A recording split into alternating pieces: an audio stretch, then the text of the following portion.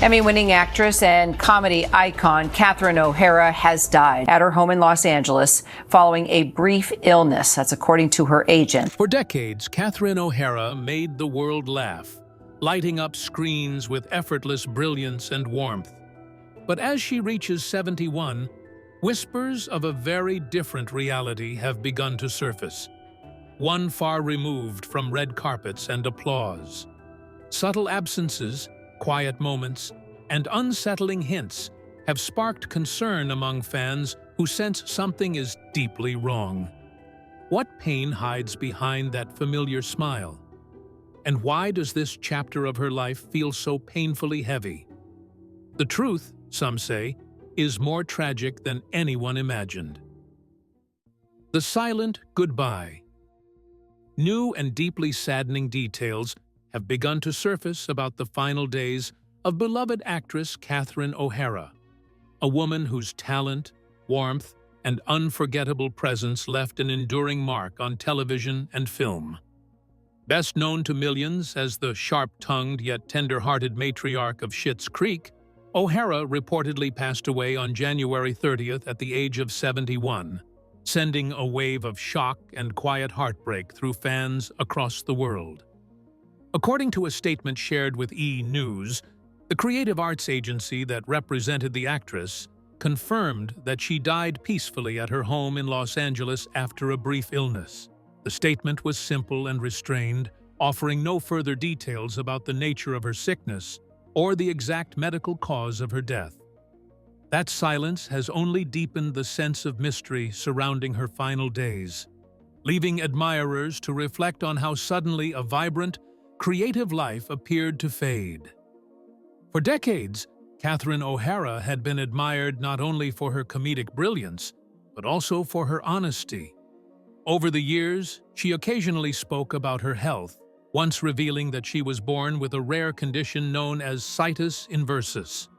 This unusual congenital condition causes the heart and other internal organs to be positioned on the opposite side of the body, creating a mirror-like layout inside the chest and abdomen.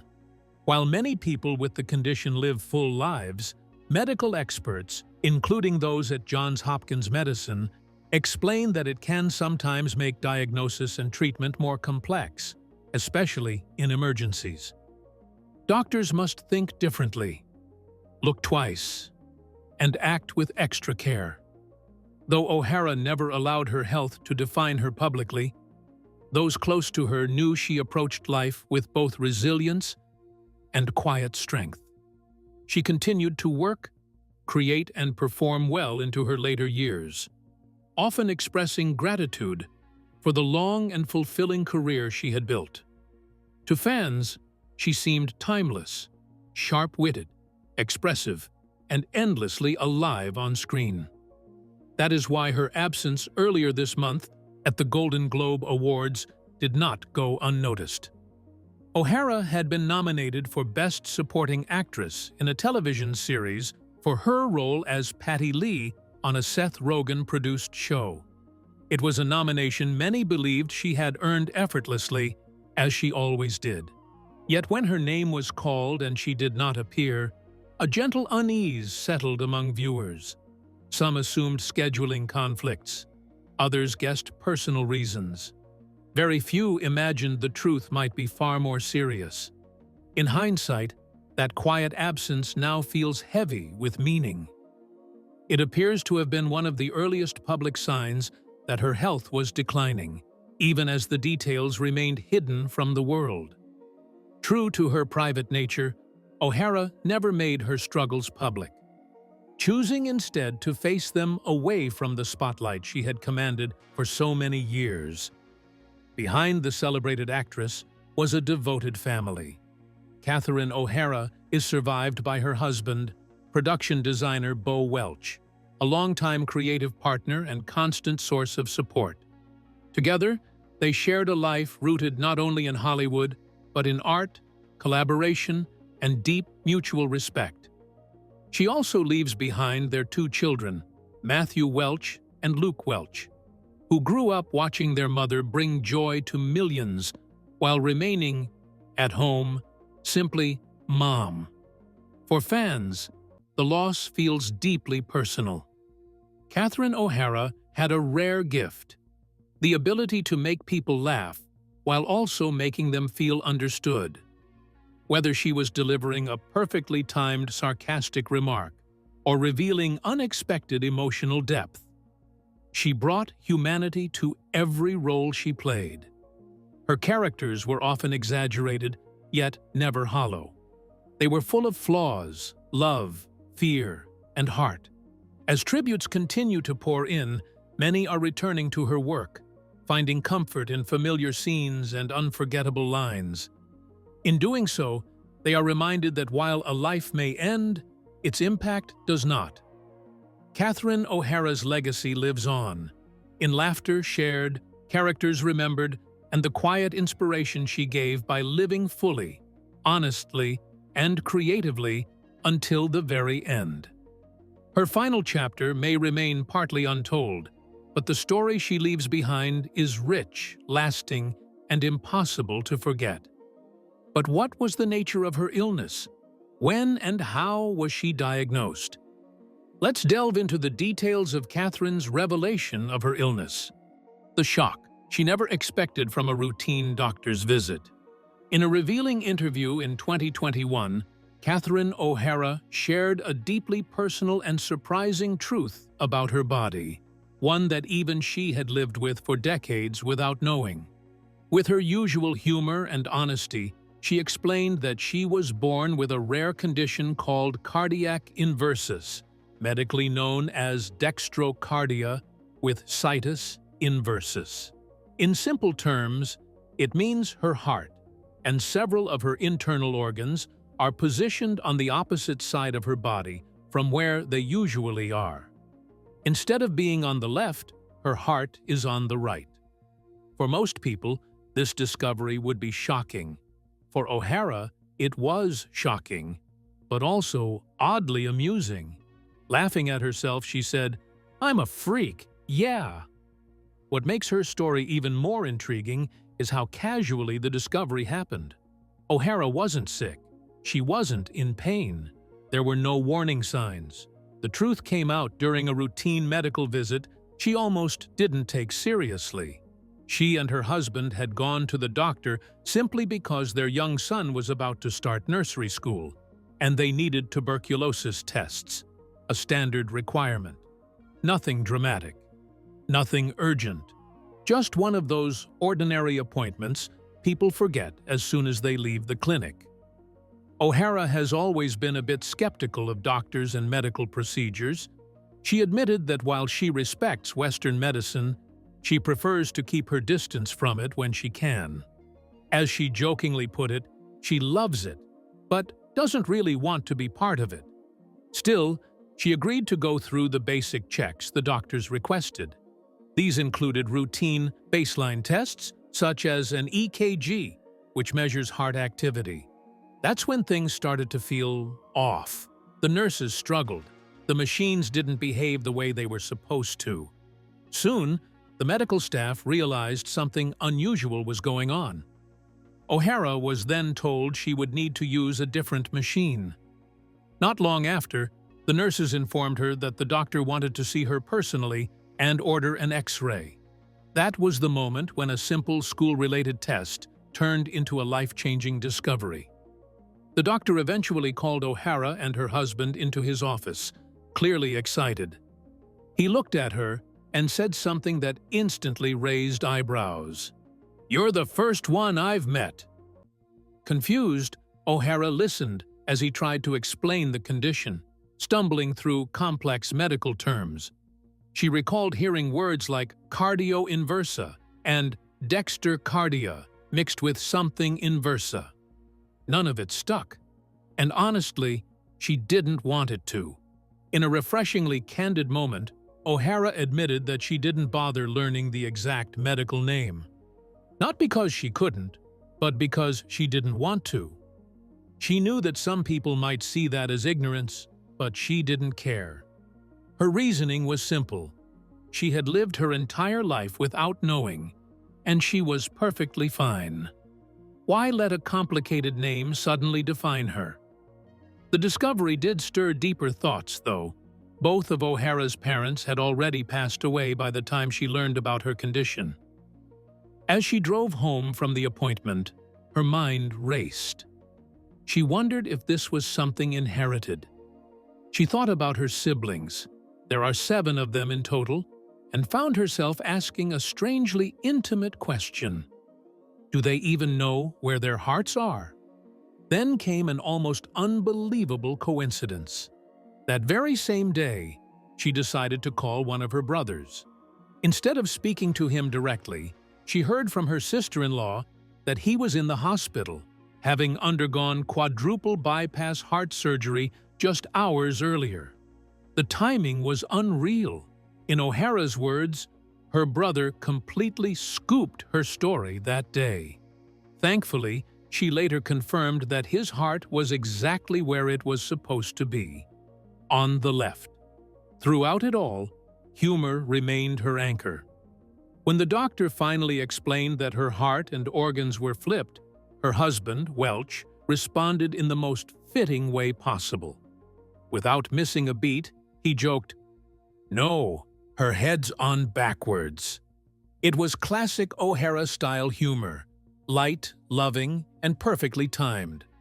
What makes this story so compelling isn't just the rare medical condition.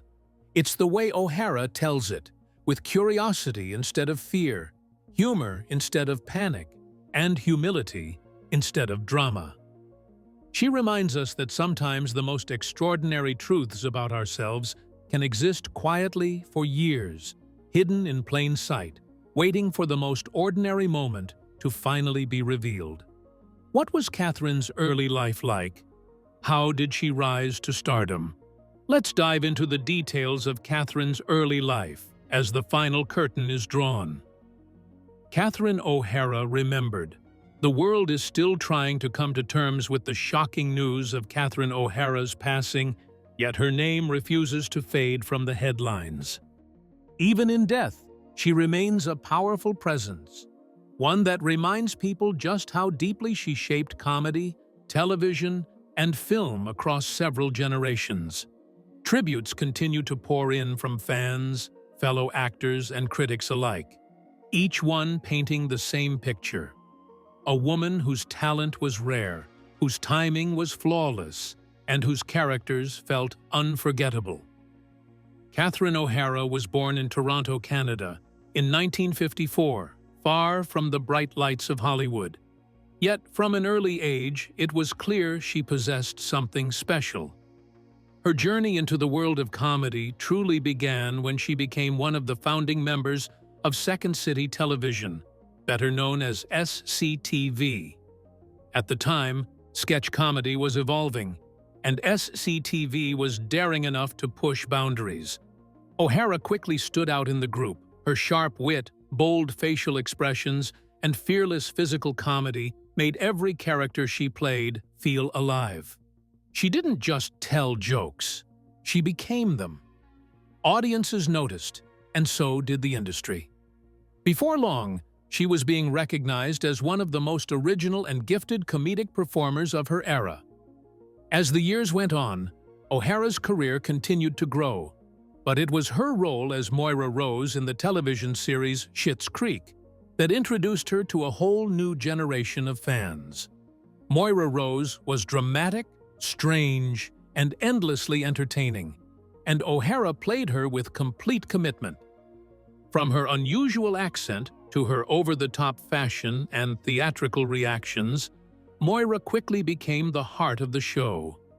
Every line felt carefully delivered, every pause perfectly timed. Viewers didn't just laugh, they quoted her. One scene in particular, the now famous fold in the cheese moment, became legendary. It captured Moira's absurd brilliance so perfectly that it lives on as one of the most shared and loved scenes in modern television comedy. O'Hara's performance did not go unnoticed. In 2020, she won the Primetime Emmy Award, a moment that felt long overdue to many who had followed her career for decades. The following year, she added a Golden Globe Award to her achievements, firmly securing her place as a television icon. These honors were not just awards.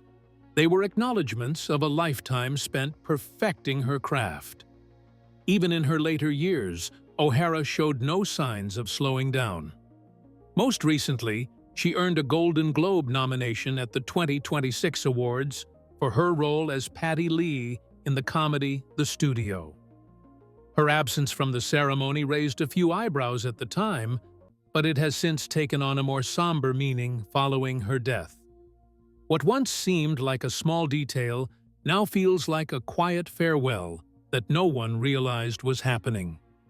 Beyond television, Catherine O'Hara built an impressive and beloved film career. She appeared in classics that have stood the test of time, including Beetlejuice and Home Alone. In these films, she showed her remarkable ability to blend humor with genuine warmth. She could make audiences laugh one moment and feel deeply moved the next. Her characters felt human, even when they were exaggerated or eccentric. She also formed a strong creative partnership with director Christopher Guest, becoming a familiar face in his ensemble films such as Best in Show and A Mighty Wind. These movies, largely built on improvisation, allowed O'Hara to shine in a way few actors could. Her natural instincts and deep understanding of character turned these films into cult classics, admired for their originality and lasting charm. Off-screen, O'Hara lived a full and grounded life. She is survived by her husband, production designer Bo Welch, and their 2 sons. Though her career placed her in the public eye, she remained deeply connected to her family, valuing the life she built away from the cameras. Catherine O'Hara was 71 years old, yet her influence feels timeless. Long after the headlines fade, her voice, her characters, and her laughter will continue to live on, reminding the world that true talent never really disappears. What did friends and colleagues say about Catherine's life? Let's dig into the details of the tributes paid to Catherine after her death. Hollywood remembers Catherine O'Hara. The wave of emotion that followed the news about Catherine O'Hara revealed something deeper than fame or awards. It showed just how profoundly she touched the people who worked beside her, laughed with her, and learned from her over decades of unforgettable performances. The tributes that poured in were not polished statements for the press. They were raw, aching reflections of love, loss, and gratitude for a woman whose presence felt both larger than life and deeply personal. Macaulay Culkin, who played her on-screen son Kevin in Home Alone, shared words that felt especially tender and unfinished, as though spoken through tears. His message carried the regret so many feel when someone dear is gone too soon. He spoke of time slipping away, of conversations left hanging, of wanting just one more quiet moment side by side. His words were not about Hollywood or success, but about love, longing, and the pain of realizing that even the deepest bonds can still leave things unsaid. In that short message, O'Hara was no longer a famous actress. She was simply Mama, a figure of warmth and safety who shaped a childhood memory that stayed for life. Michael Keaton, her co-star in Beetlejuice, captured another side of her magic. He spoke of the many roles she played in his life: a pretend wife on screen, a pretend rival in their performances, and a real, true friend away from the cameras. His words carried a blunt honesty. This loss hurts, and it hurts deeply. He made it clear that what they shared went far beyond scripted scenes. It was a genuine friendship built on trust, laughter, and years of creative connection. The sadness in his voice was unmistakable. Someone irreplaceable was gone. Dan Levy's tribute felt like a love letter wrapped in gratitude. Having grown up watching O'Hara work closely with his father, Eugene Levy, he saw her as family long before she ever played one on television. On Schitt's Creek, she became a central force, not just through her talent, but through the warmth she brought to every set. Dan spoke of standing in the glow of her brilliance, describing it as a gift rather than an achievement. His words reflected disbelief. How could the world continue without her? And a promise to hold on to every funny, joyful memory they created together.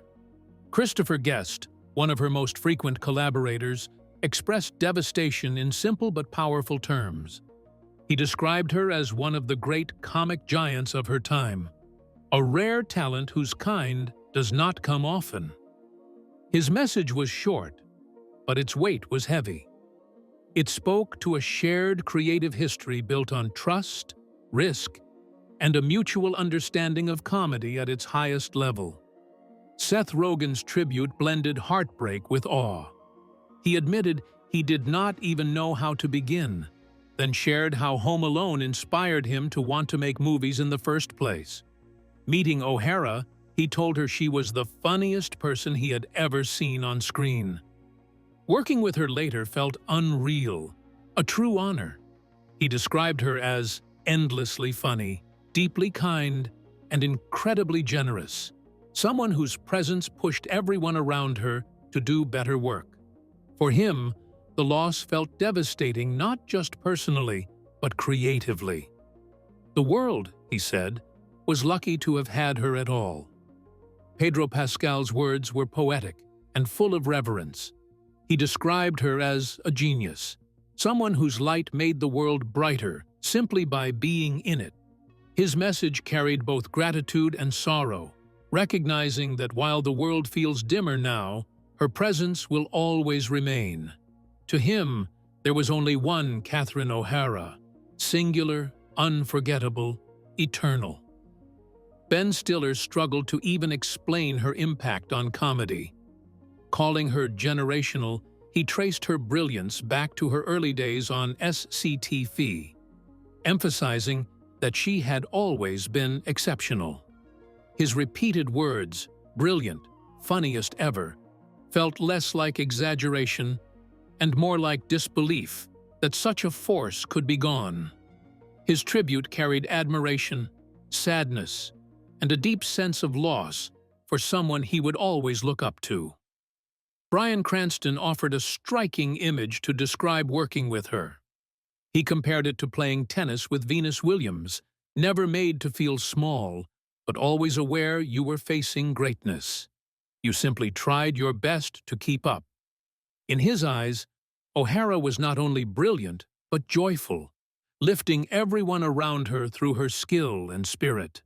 Even beyond the film world, her impact was recognized.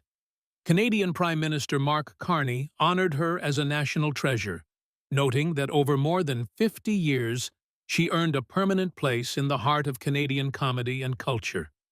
Catherine O'Hara's legacy is not measured only in Emmys, Golden Globes, or nominations still to be decided. It lives in the laughter she sparked, the careers she inspired, and the deep love she earned. The world may feel quieter without her, but the echoes of her brilliance will never fade. So, what do you think about Catherine's deadly tragedy? Could she have survived her illness? We'd love to hear your opinions in the comments below. And don't forget to like and subscribe.